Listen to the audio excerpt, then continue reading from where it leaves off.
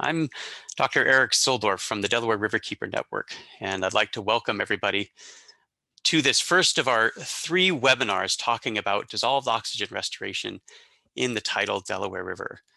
We are very excited to be here today with our colleagues from Keylog Economics, Clean Air Council, Penn Future, and Environment New Jersey. And in this first webinar, we're particularly excited to be talking about the history of dissolved oxygen restoration and then the economics of additional future restoration in dissolved oxygen. So an exciting look both back and forward in time. Next slide.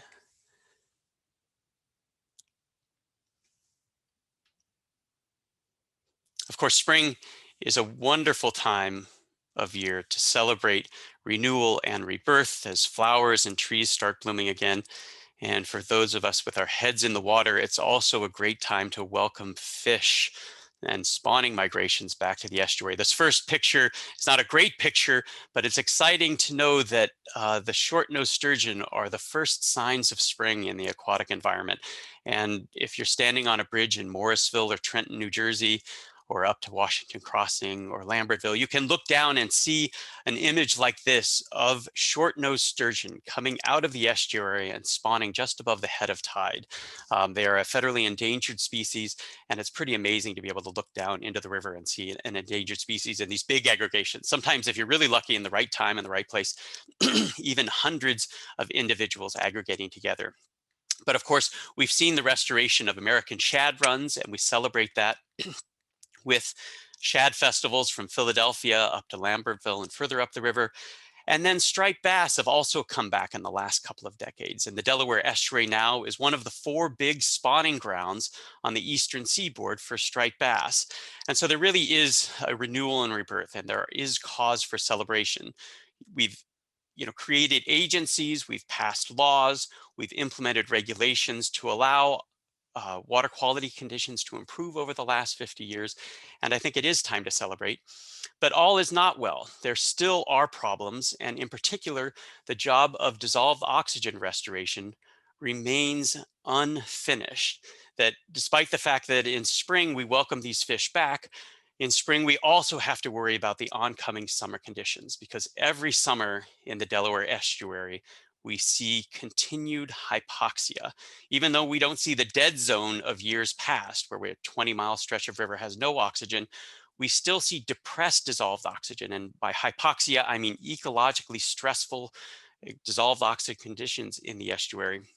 And that occurs every year beginning in June or July. And so it's something that unfortunately we also have to look forward to every year because the job is unfinished, and because despite the fact that we know what is needed to finish the job with dissolved oxygen, and in particular, as I'll speak about in a few minutes, to talk about the reduction in point source loading of ammonia to this estuary, we have kicked that can down the road, and for decades, beginning in the 1980s, again in the 90s, in the 2000s and 2010s, we've continued to say we need to study more, and we can't take action, and it's too complex, when the solutions are actually conventional technology at our wastewater treatment plants to allow the full restoration of dissolved oxygen in this estuary. So it really is a tragedy that we have to look to hypoxia every summer, and we can't fully celebrate the full restoration of the Delaware Estuary. Next slide. So today, along with my colleagues from Keylog, Carolyn and Sonia, we are very excited to present the results of a new study looking forward, looking at that future restoration of dissolved oxygen in the estuary and what it means economically. Of course, the single biggest beneficiaries of investments in clean water for the estuary are the animals living in the estuary itself. It's the shad, it's the sturgeon, it's the striped bass. Those are the ones who have to experience the hypoxia and have to survive each summer from the failure to implement more stringent Clean Water Act regulations. And so they will be the biggest beneficiaries, and they're the main reason to implement more stringent requirements at our wastewater treatment plants and improve dissolved oxygen conditions. But at the same time, the failure to act is harming our communities up and down the Delaware River. Communities like Camden, communities like Philadelphia, Chester, all the way down to Wilmington, Delaware. And so when we talk about the economic benefits, we are also talking about the economic costs, the costs of inaction. Every year that we fail to take action, every year that we defer action to a future date, we are incurring costs for those communities, costs in terms of aesthetics, costs in terms of real estate values, costs in terms of recreational and fishing opportunities in and on and around the tidal Delaware River. And so we are excited to present these results. These results, I think, are relevant for the ongoing policy decisions.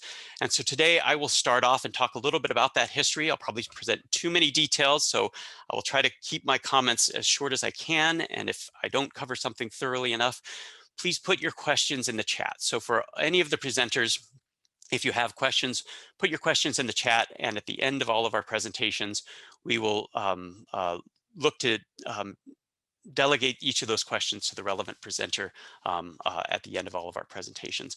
But I'll talk about the history, Carolyn, then we'll talk about the economics, and then we will get into some of the policy arena as a little bit of an appetizer for our second and our third webinars talking about the policy implications of dissolved oxygen restoration. So next slide. It is really amazing, and when I first came to the Delaware Estuary system, I actually didn't believe it until I started looking at some of the data. But the tidal Delaware River really was a dead ecosystem. Beginning back in the early 1900s, there are data from the city of Philadelphia in the 1910s showing that hypoxia, again, that stressfully low dissolved oxygen condition, would set up every summer around Philadelphia, beginning back in the 1910s. Conditions got their worst in the 1940s around World War II, and the 1940s, 1950s, and 1960s were the worst times in the Delaware Estuary, particularly in terms of dissolved oxygen. And this graph that we created, the Delaware Riverkeeper Network and our colleagues at Keylog Economics, portrays those bad old day conditions of hypoxia setting up near the Philadelphia city line upstream, getting into either anoxia or severe hypoxia beginning around the Ben Franklin Bridge at River Mile 100, then extending down through Camden and through Gloucester County and past Chester and past the Commodore Barry Bridge, and extending all the way down to Wilmington, Delaware in terms of those severe hypoxic conditions. And these weren't just a few bad days every summer. This would be as much as 5 months every year where there would be little or no oxygen available for fish and other aquatic life in this estuary. So it is no exaggeration to say that this estuary was a dead estuary for many, too many decades in the 1900s. And what we know from many modeling studies and water quality studies is that this dissolved oxygen sag was caused by simple conventional waste from our wastewater treatment plants, for our municipal plants and from our industrial plants. And in particular, two forms of waste for this. First, the carbon forms of waste, the typical waste that we're kind of used to that serves as microbial food. And then a unique type of waste that we'll talk a little bit more about. It's a nitrogen form of food. So there are bacteria, unique groups of bacteria that actually feed on nitrogen, and in particular ammonia as a source of food. So a very unique group of organisms.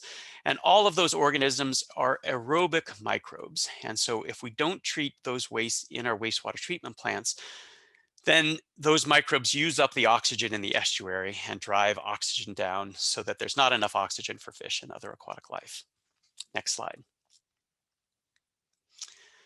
What, of course, we can see and what we get to celebrate each spring, as I mentioned earlier, is the fact that we've done a very good job of restoring dissolved oxygen. The job is not finished, but we are no longer like these data from the Ben Franklin Bridge for the month of July every year since 1965 show, is that we don't see zero dissolved oxygen anymore underneath the Ben Franklin Bridge or anywhere in the tidal main stem Delaware River. And so beginning in the 1980s and certainly extending through the 1990s, as DRBC passed its regulations in 1967, and then the Clean Water Act was implemented in 1972 with revisions in 1977, we saw implementation of improved wastewater treatment technologies at both our industrial and our municipal wastewater treatment plants, and oxygen levels as predicted through the models of the 1960s showed steady improvements through the 1990s.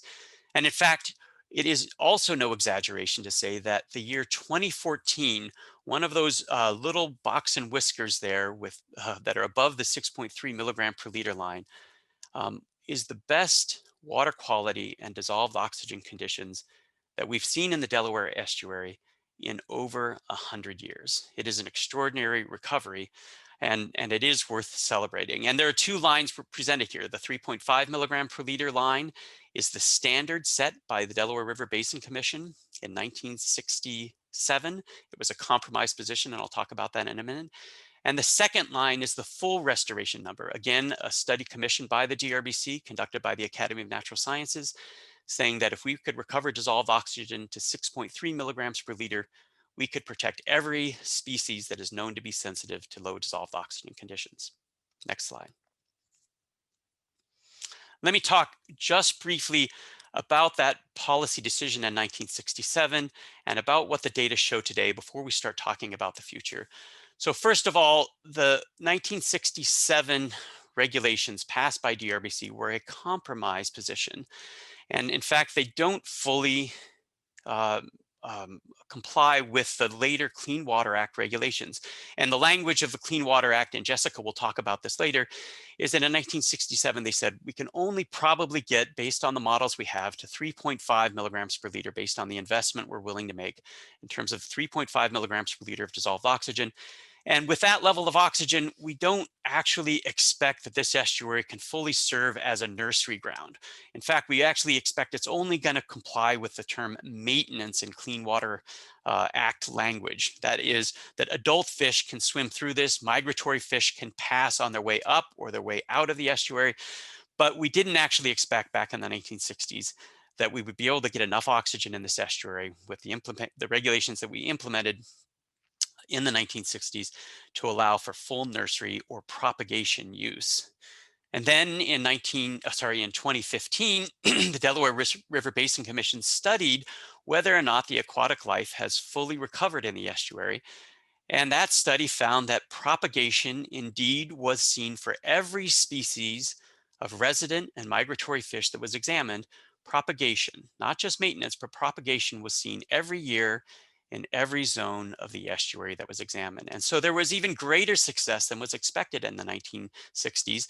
And in terms of Clean Water Act language, as Jessica will talk about, our existing use exceeded our goal or our designated use. And we actually have not just maintenance, but propagation every year in the tidal Delaware River.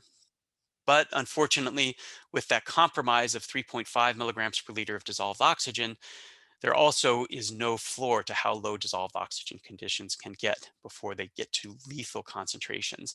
And that because of that, the reproductive success will vary from year to year, at least in part because of the continued water quality problems. Next slide. This is particularly acute with what the Academy of Natural Sciences determined was the most sensitive dissolved oxygen species in our estuary, the federally endangered Atlantic sturgeon. And when we look at data for the reproductive success of Atlantic sturgeon over the last 10 years, we see a remarkable correlation. On the x-axis here, we have the number of days out of those 92 days that are greater than that 6.5 milligram per liter threshold. And on the y-axis, we see the number of young of year, basically an index of how successful that year class of endangered Atlantic sturgeon will be in the fall and the winter following the summer conditions. And what we see is that as you fall below about 50 or 45 days of dissolved oxygen, average dissolved oxygen less than 6.3 milligrams per liter, you start to see a weakening and then a complete failure of Atlantic sturgeon to successfully spawn in this estuary when we have bad summers. Again, that 3.5 milligram per liter dissolved oxygen is lethal to species such as Atlantic sturgeon. And when conditions fall back down towards the current dissolved oxygen standard of 3.5 milligrams per liter, we get complete failure of year classes of sensitive species such as Atlantic sturgeon. So again, we continue to have a problem in the estuary. And it's not just something that happened 10 years ago or 20 years ago. In fact, just last summer, 2020 was one of the worst summers that we've seen in the last decade. And dissolved oxygen concentrations fell down to and below 3 milligrams per liter at the different sensors in the Delaware Estuary. Next slide. And so when we look at this time series, there's both good news and bad news. We, of course, have seen tremendous recovery in dissolved oxygen through time, but what we've also seen is stagnation since the 1990s, a failure to act by all of our regulatory agencies, and in particular Delaware River Basin Commission. They studied this in the 1980s and 1990s, but failed to take action. Again, then when they said, what they said was that they needed a model and they needed to study it more. And what we've now left with 30 years later is still that 1967 compromise standard of 3.5 milligrams per liter that can be lethal. And again, like I mentioned earlier, that this is a conventional problem with a conventional solution that is not terribly expensive, that we continue to release too much ammonia and nitrogen forms of microbial food into the estuary when we could treat that ammonia in our wastewater treatment plants and allow dissolved oxygen to remain closer to full saturation values in the estuary and fully protect the aquatic life in the system. Next slide. And so in this slide, what I want to do is I just want to, for my last slide before I talk about the future and the study, is to talk about that, again, compromise in 1967 and the wasteload allocation of 1968. Again, two forms of microbial food, the carbon form, or CBOD, and the nitrogen form, NBOD. Those each stand for carbonaceous biochemical oxygen demand and nitrogenous biochemical oxygen demand. And the CBOD, the carbon form, was the dominant form back in the 1960s with 1 million pounds per day, but the NBOD still was about 2/5 of the loading of biochemical oxygen demand into the system. And so it was not trivial, it was substantial, but because the CBOD was easier to treat and was the dominant form, that was what was regulated in the pollution diet of 1968. The 1968 pollution diet or wasteload allocation said we're going to cut CBOD by between 70 and 90% at each of the wastewater treatment plants. We hope that we're going to get some benefit also on the NBOD front, but we are not going to regulate NBOD estuary-wide. And in fact, today, wastewater treatment plants can discharge almost their full nitrogen load as ammonia, a 35 milligram per liter effluent discharge standard for the Delaware Estuary, similar to what is coming in their influent into the Delaware Estuary. So as of today, 2021, there is no allocation for NBOD. There is no consistent requirement for the levels of ammonia that are allowed to be discharged other than the antiquated 35 milligram per liter. What is also important to point out before we talk about the future is that nitrification, that is the treatment of ammonia in the wastewater treatment plant and the conversion of ammonia to more conventional forms of nitrite and nitrate, is now conventional technology as of 2021 and really has been conventional technology for decades. And so we've been kicking the can down the road despite the fact that we have the technology, and the technology is being implemented throughout all corners of the Delaware River Basin, whether you're in the Poconos or North Jersey or Chester County or Bucks County or some of our other smaller wastewater treatment plants. It is conventional technology and it is being implemented today. Next slide. This is just briefly to show a DRBC slide from a 2018 presentation.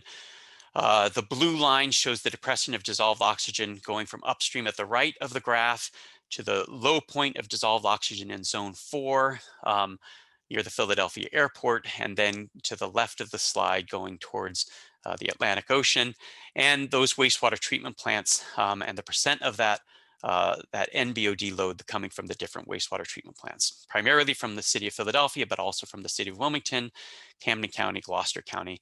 These are the dominant forms. Our big wastewater treatment plants have recognized that they can completely comply with the necessary regulations and save money for for each of their users by not implementing that technology. So next slide. What I then want to move to is the future. We know that nitrification and the regulation of NBOD is conventional technology. What kind of benefits can we expect? What kind of benefits can we expect, first of all, for dissolved oxygen? What kind of benefits can we expect in terms of ecosystem? And then what kind of benefits can we expect in terms of the communities and the economics of our estuary systems? I'm going to present 3 graphs on the dissolved oxygen benefits using 3 different statistics. There's a lot of detail, and I'll refer folks to the report if they want to get into more of the details. Let me just say for this first graph, we again show the different zones of the Delaware Estuary along the x-axis. I flipped the graph around here, and now the head of tide is to the left. River mile 133 is Trenton. Philadelphia is around river mile 95. And then Wilmington is around river mile 70. And there are two curves in terms of the y-axis in terms of dissolved oxygen. The current dissolved oxygen curve, and then the future forecast dissolved oxygen curve. And this is under our moderate restoration scenario. There are published studies saying that oxygen can recover with treatment of NBOD by between 1 and 2 milligrams per liter. This is a moderate restoration scenario where we do not project a complete elimination of the dissolved oxygen sag, but instead acknowledge the fact that there is likely about a 5% oxygen sag, or about a half a milligram per liter dissolved oxygen sag, that we can expect in the upcoming years, even with the implementation of NBOD load reductions. And the key point here is that with that 1 to 2 milligram per liter dissolved oxygen improvement, and this is for the median conditions, this is what we call our typical day in the Delaware Estuary, a median of medians. So an average day, half the time it's better than this and half the time it's worse than this. In the future, dissolved oxygen conditions on a typical day, an average day, would actually be above that 6.3 milligram per liter standard that would be required to protect all species in the Delaware Estuary. Next slide. If we then look at some of the more severe days, and this is now the 10th percentile rather than the median concentration, we can see in the yellow line that dissolved oxygen conditions about 10% of the time fall to as low as 4 milligrams per liter or lower. Every year this occurs, whereas under the future scenario, moderate restoration scenario of implementation of NBOD controls, we can see that dissolved oxygen would again sag a little bit, but would remain at or above around 5.5 milligrams per liter, even at this 10th percentile of kind of our 10% of our worst days in the estuary. And then the next slide. This next slide represents years like 2020. These are the bad years. These are the years that you don't look forward to at the beginning of each summer, when dissolved oxygen can actually fall below the standard, where the 24-hour average can fall below 3.5 milligrams per liter, and where the instantaneous dissolved oxygen can actually even fall below 3 milligrams per liter. And what we expect under the future restoration scenario is that despite the fact that we will see a small sag in dissolved oxygen, with the regulation of NBOD, with the reduction in ammonia discharges to the estuary, dissolved oxygen, even under these most extreme events that don't occur every year, which is a 5th percentile of the daily minima, you would still see dissolved oxygen at or around 5 milligrams per liter or higher, even under these most severe events. And so it would be protective of most species in the estuary and would allow the continued sustenance of the aquatic life. Next slide. In terms of the biological, ecological uplift, I think people are going to be happy to see, particularly because I've already talked for too long, that I'm not going to talk about each square in this complex food web. But what we want to point out is the fact that improvements in dissolved oxygen, reductions in CBOD and NBOD loading, lead to both improvements in dissolved oxygen, reductions in toxic ammonia, and that benefits species such as in yellow, the juvenile and larval stages of shad, sturgeon, and striped bass. In blue, we have the invertebrate species, the insects, the shrimp-like creatures that live in the estuary, the freshwater mussels that also benefit from improved dissolved oxygen. We even see cascading effects to the planktonic algae and to the submerged aquatic plants indicated in green, as well as to the microbial community shown down in orange or brown at the bottom of the graph, which also leads, and there's a recent study indicating this, that you get reduction in climate change gases. You get reductions in N2O, as well as methane, with improvements to dissolved oxygen in these polluted estuarine systems, with improvements to dissolved oxygen. And so we couldn't estimate all of these in a quantitative manner. And so working with the economists, they said, let's estimate the benefits, the specific improvements in juvenile survival for species for which we could estimate how that improvement in survival leads to economic benefits in terms of recreational or commercial fisheries. So next slide. And I think this is my last slide.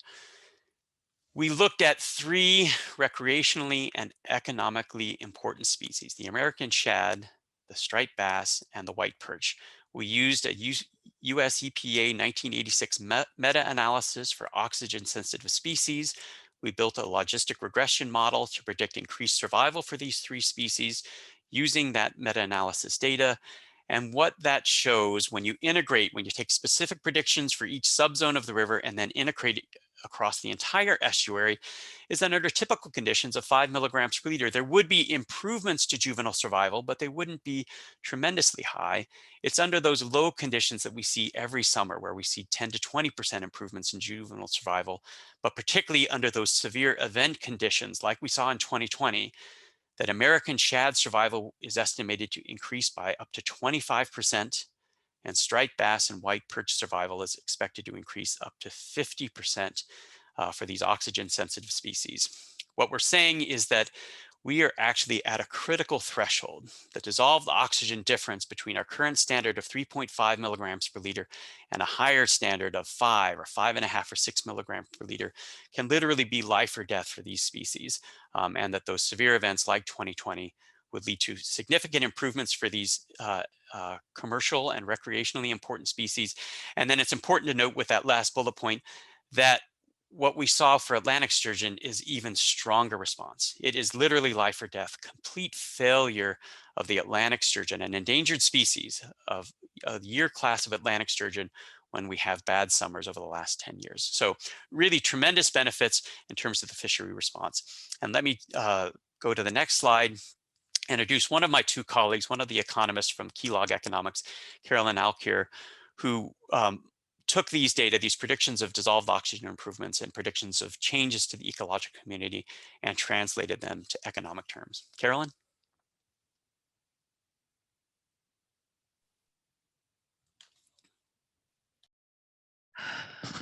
Thank you, Eric.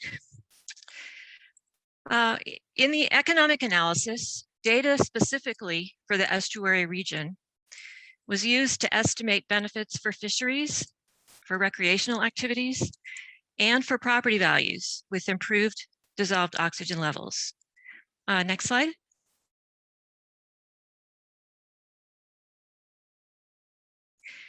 So the benefits to commercial fisheries were based on the increase in juvenile fish survival rates that Eric mentioned, with the forecasted improvements in dissolved oxygen levels. These rates were then applied to the average annual commercial landings for American shad, striped bass, and white perch at the ports within the estuary between 2000 and 2018. This resulted in an estimate of the increase in commercial fish landings that could then result from improved dissolved oxygen. So for the 3 study species, the value of landings within the estuary were estimated to increase up to about 728 million a year. Now keep in mind, this is just 3 commercial and rec species within the estuary. And this is based on X vessel value. So that's the value that the commercial anglers get at the dock, and market values, once it's sold wholesale and retail, would be substantially greater. Next slide.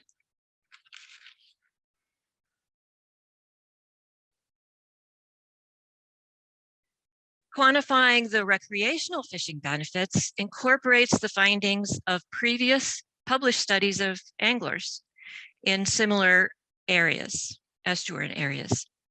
They were asked, among other things, if and by how much the value of their fishing trip would increase with an improvement in water quality and the number of fish they could catch during the trip. We focused on the number of fishing trips in the estuary during which the study species were identified as the fish the anglers were targeting.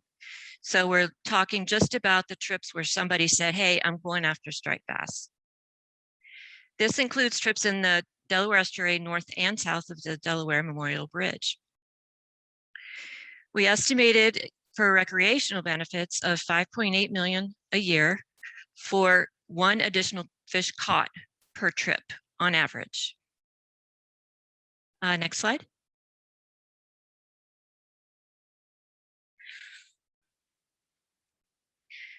So of course, there's other recreational uses of the tidal river in the estuary.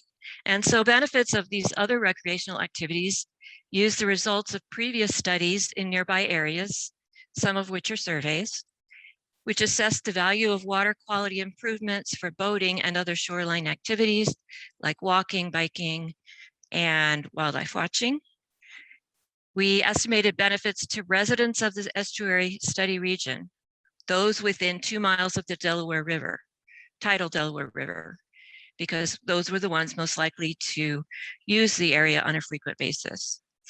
Potential river-related recreational benefits came to over 7 million annually, with about 3.5 million a year for the shoreline activities and 4 million a year for boating. Next slide, please. We also assessed the potential increase in the value of residential properties in the estuary with increases in water quality. Using census tract level data, we were able to estimate the potential sale price increase in properties that would be associated with at least a 1 milligram per liter improvement in dissolved oxygen. And so this analysis accounts for differences in the distance from the river, as well as whether the property is in very urban or less urban area of the tidal river of the estuary. Under the moderate restoration scenario, properties within 2 miles of the Delaware River in the study region could see property sale price increases upwards of 830 million. This one-time benefit would be realized in the market if households within the specific zones were sold at any point in the future. It is important to note that the results of the property value and the other estimates we've provided are spatially explicit and Delaware estuary specific. They allow us to locate where within the estuary dissolved oxygen improvements would occur and who could benefit from the associated increases in values, because we've looked at the estimates on a zone and subzone basis. While the analysis doesn't suggest a causal link, for example, we do not estimate the statistical relationship between poverty or demographic characteristics and dissolved oxygen, it is important to consider that improvements in water quality can have positive environmental justice implications. So just as environmental degradation can be part of a vicious cycle involving social and economic degradation, similar forces could drive a virtuous cycle in which the improvements in environmental quality engender economic opportunities and improvements in social conditions in vulnerable communities. Our analysis represents a conservative estimate of overall economic benefits and shows dissolved oxygen improvements would lead to significant benefits for fish, fisheries, and other uses of the estuary. And our findings can inform and guide the implementation of Delaware River restoration efforts, as well as efforts to leverage the improved water quality into enhanced economic development opportunities in the riverside and nearby communities. So back to you, Eric. And next slide. So thanks, Carolyn. It's been a pleasure collaborating with Carolyn and Sonia on this. It really is pretty amazing to see the magnitude of those economic benefits. Again, the restoration of dissolved oxygen has stalled for the last 30 years, meaning that we have foregone all of these benefits literally for decades for our communities along the river, as well as our own communities throughout the Philadelphia region. The treatment technology is conventional, right? Nitrification is not advanced nutrient removal. It is something that can be implemented at every single one of these wastewater treatment plants, and recent studies have actually estimated the cost of doing that, and the cost per person is relatively reasonable, and that these significant improvements in dissolved oxygen lead to great benefits in terms of the fishery response and the aquatic life response, including commercially and recreationally important species such as shad, striped bass, and white perch. 25 to 50% increases in juvenile survival with dissolved oxygen restoration, and even greater improvements in survival for endangered species such as Atlantic sturgeon. And then not just the benefits to our ecosystem, but the benefits to our community, between $500 million and approaching $1 billion with these conservative estimates. It really is tremendous, and we are happy to be sharing this study. If folks want additional details, they certainly can reach out to me, to Carolyn, and to Sonia to talk about those details. We will post a link to the report in the chat as well. So if people have not yet seen the report, they can see that. And we will also post links to the upcoming 2 webinars. So with that, let me introduce Jessica O'Neill and let Jessica talk about the policy context of this and the legal context of these data and the information that is emerging about the dissolved oxygen restoration in the Delaware Estuary. Jessica? Thanks very much, Eric. Hi, everyone. So nice to be speaking with you today. I'm an attorney with Penn Future based in our Philadelphia office. I'm sure many of you are familiar with Penn Future, but if you're not, we're a statewide environmental organization, and we're focused on protecting air, water, and working on energy issues across the Commonwealth and beyond. And I'm really happy to be here with our partners today at Delaware Riverkeeper Network, Clean Air Council, and Environment New Jersey. I'm just going to give an overview of the legal framework that's applicable to some of the things that we've already been discussing. I know that a lot of our listeners today are very familiar with this, so I'm going to keep it very brief. If you could go to the next slide, please. Of course, the overriding legal principles here come from the Clean Water Act. And the Clean Water Act has as its main objective to restore and maintain the chemical, physical, and biological integrity of our nation's waters. So what does that mean? Well, the specific goal is that all waters will be fishable and swimmable wherever that is attainable. This means reaching for water quality, which provides for the protection and propagation of fish, shellfish, and wildlife, and provides for recreation in and on the water. So how do we get there? And the way we get there is through water quality standards. The state sets water quality standards, and these standards then govern the permits that are issued for discharges into those water bodies. What are those standards based on? You see there's a lot of steps in this process, and they all refer back to each other. And I realize that I'm moving through this pretty quickly. But the water quality standards that matter here are based on the uses of the waters. Next slide, please. What's important for this discussion is that there are 2 types of uses in this legal framework. The first is the designated use of the water body. The designated use then becomes part of the water quality standards that are established by the state, and those are codified in the state's regulations. The designated use is sometimes thought of as the desired use or the water quality goals, especially in cases where the water quality of the water body might be below that what's needed to meet the designated use. Because the designated use is part of the regulations of the state, it can be upgraded or in some rare cases downgraded. The designated use must take into account aquatic life, wildlife, and recreation uses. And those are the basic goals of the Clean Water Act. And the designated use, even though it might only be for a particular segment of the water body, must protect downstream waters. The second type of use that matters here under the Clean Water Act are the existing uses. Existing uses are those actually attained in the water body after a certain date in 1975, whether or not they are included in the water quality standards. Under the law, existing uses shall be maintained and protected. Moreover, the anti-degradation protections of the Clean Water Act mean that they can't be degraded. If there's an existing use, you can't just let the water body become in worse shape such that that use can't happen there anymore. And the Clean Water Act is all about improving water quality, not degrading it. As a result, the Act mandates that the designated use, remember that's the goal use, the desired use, must be at least as protective as the existing use, because those existing uses have to be maintained and protected. Next slide, please. So that brings me to the DRBC, the Delaware River Basin Commission. And as Eric spoke about before, this is an interstate compact which conserves and maintains the resources of the river. The DRBC sets water quality standards for the Delaware River, including establishing the designated uses and water quality criteria for various sections of the river. These then form the basis for effluent limitations in DRBC dockets, which are essentially the permits issued to dischargers into the Delaware River. And the water quality criteria set by the DRBC are also incorporated into the state's water quality standards. Next slide.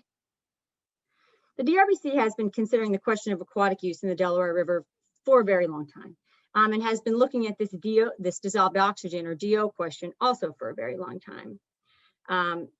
Included among that consideration is this resolution that part of it is quoted up here on the screen now. And that resolution talked about water quality standards, including a finding that water quality standards, including designated uses and water quality criteria, should be updated consistent with Clean Water Act goals as quickly as possible and practicable. So what has the DRBC done to this point? Next slide. Study. And so far we've only been at study. So what could the DRBC do? What action could the DRBC take? Well, it could change, meaning upgrade the designated use of the water body. Here, the sections of the Delaware River that we're talking about to match the existing use. That upgraded designated use would then require a corresponding upgrade in the applicable water quality standards, including the objective for dissolved oxygen. And then that upgraded DO standard would be incorporated into permits for facilities which discharge into the river. And with that kind of very quick overview of the framework and the law applicable here and what are the options available to the DRBC, I would like to flip it over to my colleague Jack Byerly at the Clean Air Council to discuss what we're doing to push DRBC to act and how you can help. So Jack. Thank you, Jessica. Hi, I'm Jack Byerly. I'm an advocacy coordinator for the Clean Air Council. And Clean Air Council is a member-supported nonprofit that has been serving the Mid-Atlantic region for over 50 years to protect everyone's right to a healthy environment. Next slide, please. So we'd like to share an opportunity for you and your organization to take action to protect fish and aquatic life in the urban stretch of the Delaware River, extending from Philadelphia and Camden down to Wilmington, Delaware. And we'd like to invite you to join us in signing on to the Delaware River Fish Protection Petition. So this petition was submitted to the Delaware River Basin Commission on March 3rd by a coalition of organizations, including those presenting today and a dozen others. You can see who has signed on so far on the right side of the slide. And the petition lays out how DRBC's current water quality standards fail to adequately protect the fish and aquatic life that have returned to the stretch of the river over recent decades. So as Jessica mentioned before, the Clean Water Act requires that a waterway's existing use shall be maintained and protected, and a waterway's designated use must be at least as protective as the existing use. So DRBC's own reports and external data have shown that propagation of resident fish and the spawning of migratory fish take place in the stretch of the river. However, DRBC's designated use standards fall short of formally recognizing and protecting these uses. So this petition is calling on the DRBC and its member states to comply with the Clean Water Act and to formally recognize and protect the existing aquatic life uses that currently take place in this urban stretch of the river. More specifically, the petition urges DRBC to upgrade the designated use standards for the stretch of the river to include the propagation of resident fish and other aquatic life, as well as spawning and nursery habitat for migratory fish. Next slide, please. So the petition also urges DRBC to raise the dissolved oxygen standard that is needed to protect the health of aquatic life in the river and support these upgraded designated use standards. So even though, as Eric showed before, the water quality in this urban stretch of the river has vastly improved over the course of the past 50 years, and fish have returned and dissolved oxygen levels have improved, DRBC's dissolved oxygen standard has remained unchanged since it was first established in 1967. It's remained set at 3.5 milligrams per liter. A 2018 report commissioned by the DRBC identified a dissolved oxygen concentration of 6.3 milligrams per liter or higher as necessary to support the spawning and rearing of the critically endangered population of Atlantic sturgeon. So this petition calls on the DRBC to raise the dissolved oxygen stream quality objective to 6.3 milligrams per liter. So overall, upgrading the designated use and raising the dissolved oxygen standard would place more limits on permitted discharges into the waterway and more adequately protect the fish and aquatic life now living and reproducing in the Delaware Estuary. And ultimately, we want to ensure that the water quality standards for this section of the river don't allow fish to merely survive, but to thrive for generations to come. So there's an urgent need for DRBC to act swiftly and upgrade the designated use and dissolved oxygen standards. As Eric mentioned before, each summer, the dissolved oxygen levels can dip to dangerously low levels and can create lethal conditions for aquatic life. And these decreased DO levels can have detrimental impacts on the population of the endangered Atlantic sturgeon. So it's worth noting that this petition is actually an update of a previous petition that was submitted to DRBC back in 2013. But since that time, there have only been additional studies conducted, but no regulatory action has been taken. And we can't afford to wait any longer for the aquatic life in this stretch of the river to receive the level of protection that it deserves. So now I'm going to hand it off to Doug O'Malley, the Executive Director of Environment New Jersey, and he's going to go over how you can learn more and what you and your organization can do to support this effort. Super. Thank you so much, Jack, and thank you so much to our allies, to Eric and Carolyn and Jessica, for just kind of a great presentation here. Obviously, as Jack was referencing, we want to talk about what's next. Next slide. But as I was saying, just wanted to thank my colleagues for this great presentation. And as Jack was referencing, the petition was filed with DRBC in early March. And so obviously you were able to see a screenshot of the first page of the petition. There's a lot more pages.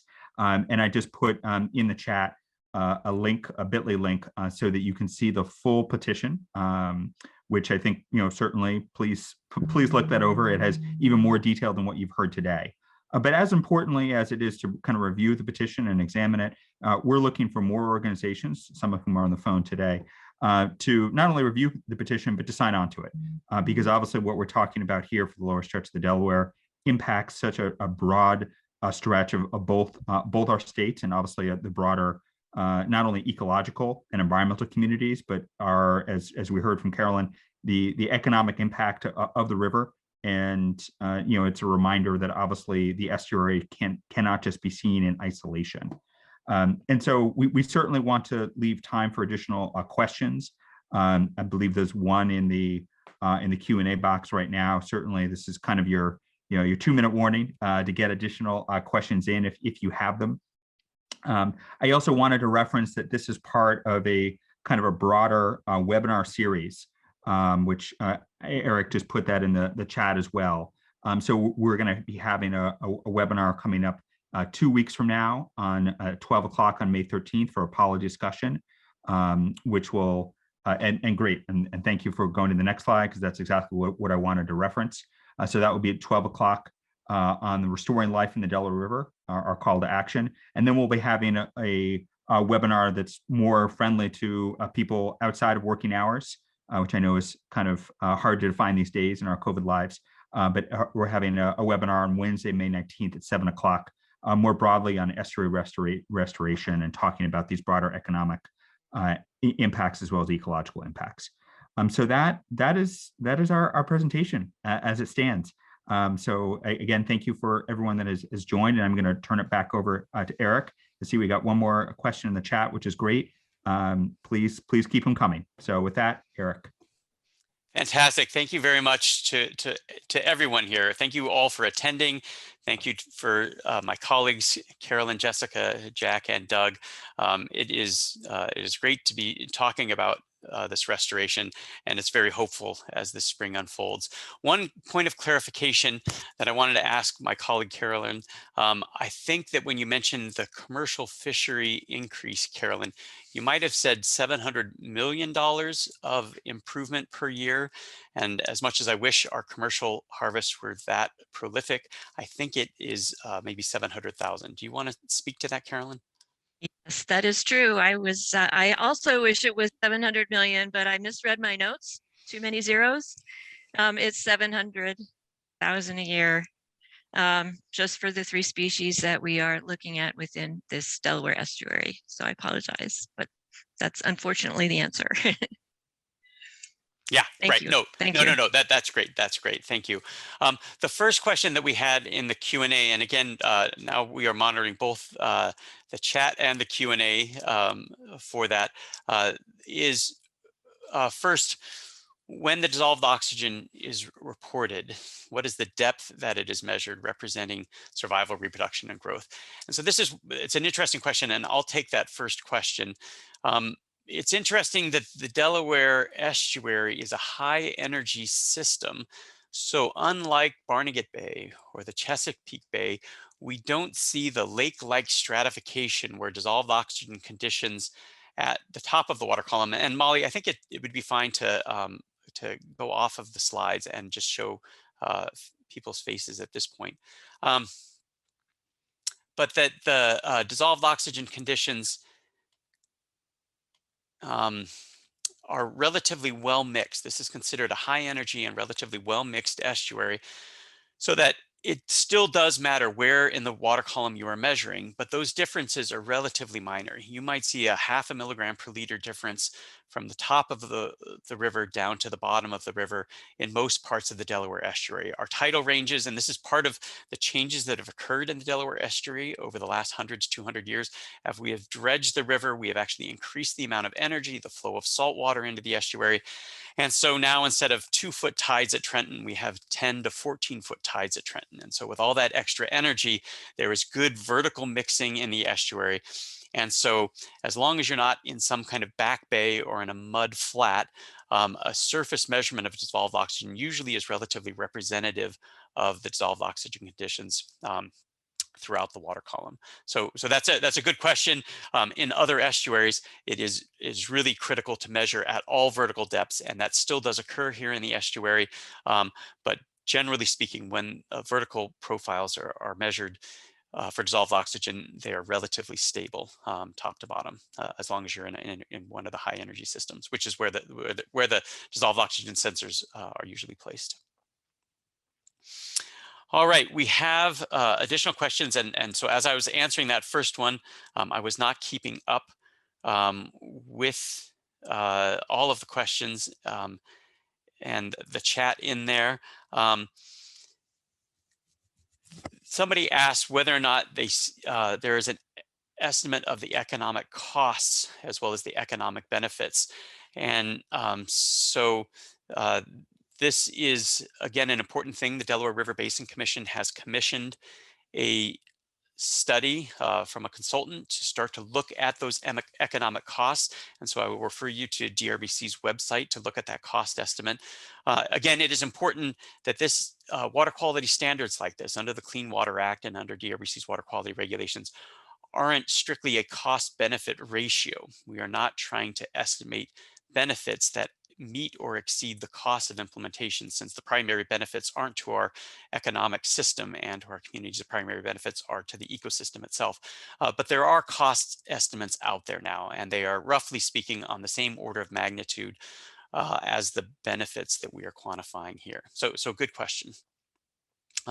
We also have some questions about the petition and some links there. So if people stay on, we can make sure that we get the right links to everyone.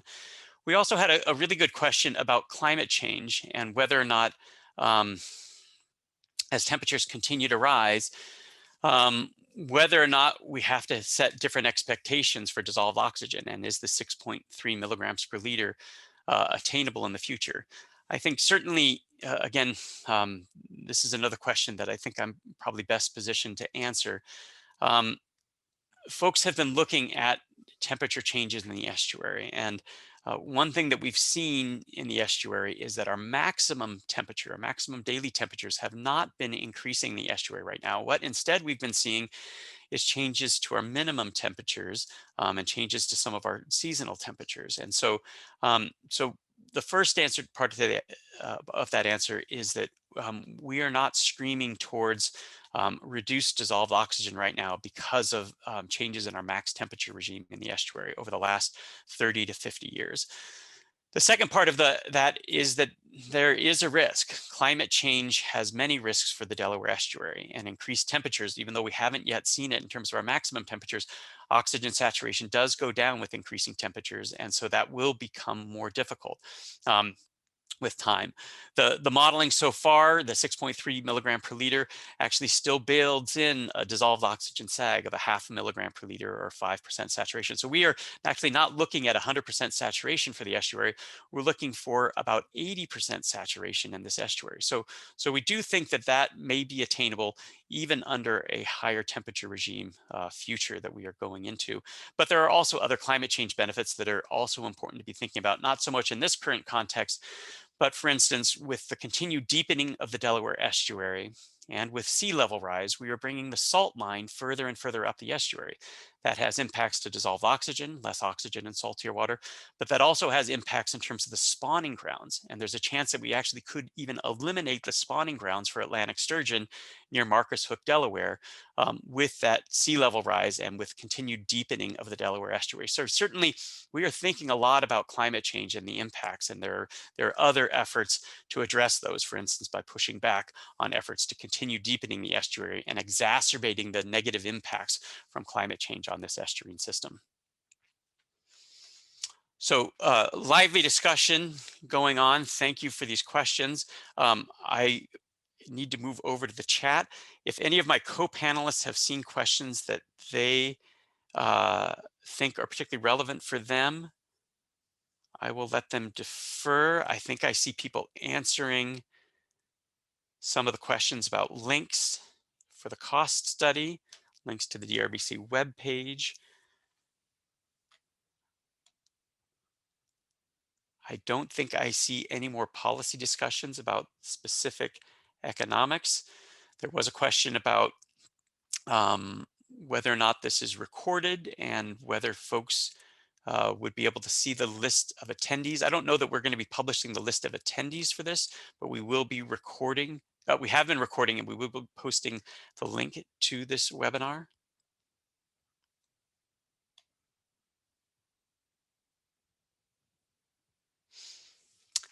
And now it is 1 o'clock. I actually don't think I see any more open questions at this point. If any of my co-presenters have anything, any final thoughts they want to say, or any additional things to say based on those questions, I'm happy to let people have an additional word. But we do see people are starting to drop off. I think there's one more Q&A. And a good point from Grace Woodard, action plans for the next forum. We will be talking more about the policy. We will be talking more about the existing use and the changes. We will be talking about that in the next two webinars. So please do, if to the extent that you're interested, feel free to join us for those next two presentations where we'll get into some more of this policy discussion and more of the specifics there. So I think that that's it.